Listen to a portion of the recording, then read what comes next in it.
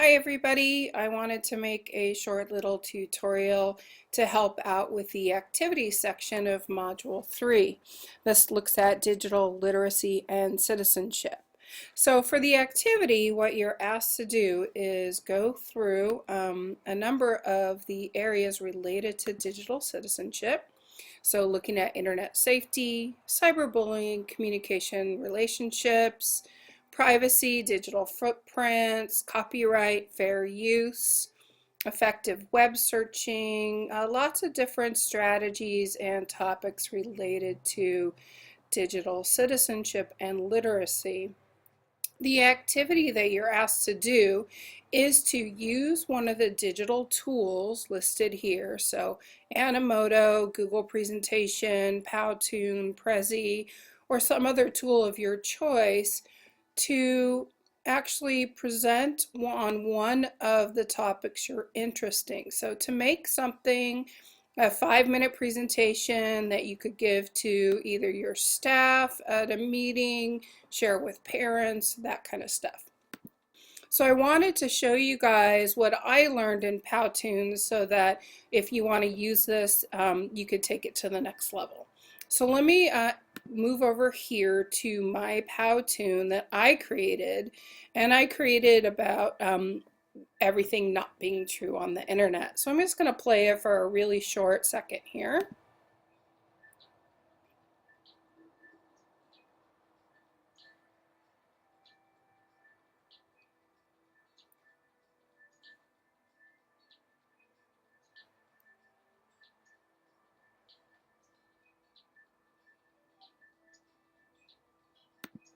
Okay, so I'm going to pause it, and now I'm going to go into edit mode.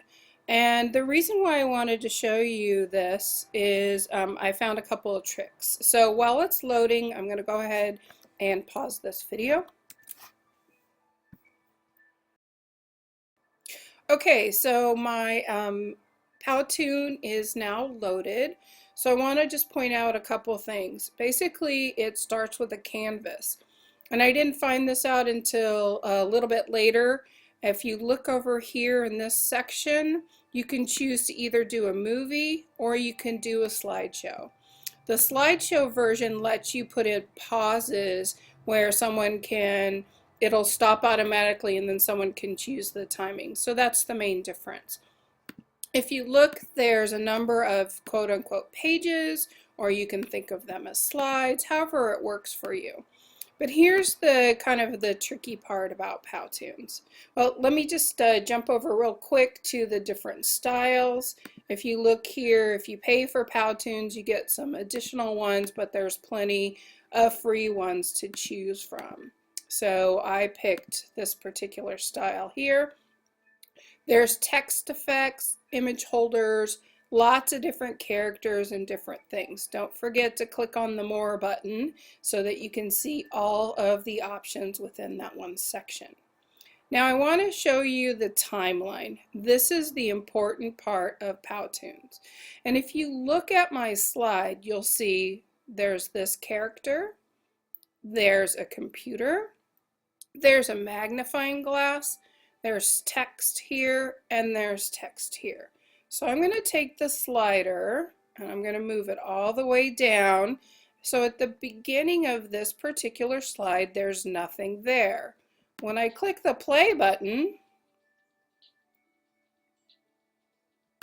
you'll see that things start entering as they appear on the timeline. But you don't see anything on this particular timeline right now. But if I click on any one of the characters down below, you'll start to see where they show up in the timeline. That means that's where they're going to show up as you play.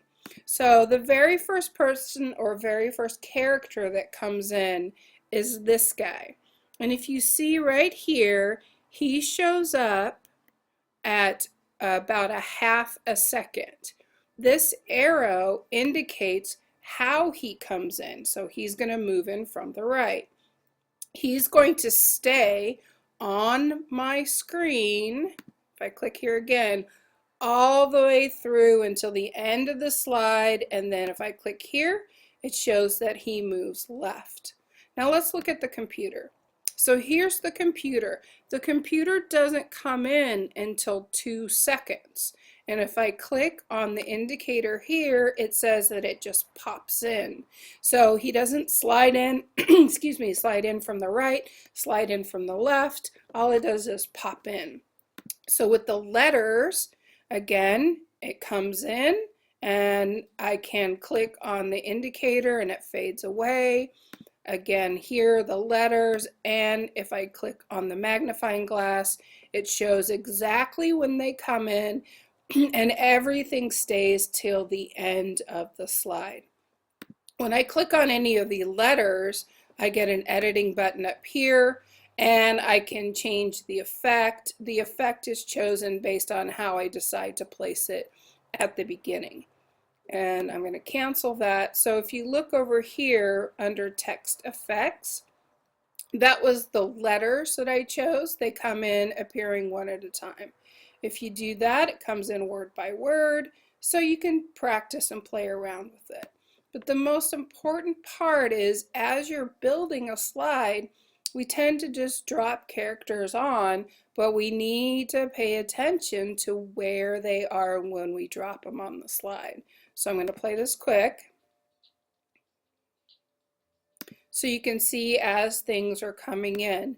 So if I put my timeline marker right here at 7 seconds, and then I decide to put in a new indicator, you'll see that it shows up at 7 seconds, it stays to the end, and it's going to pop in. Now if I want it to come up from the top or the bottom, excuse me, I can do that. And if I play here, we'll see that new character pop onto the screen.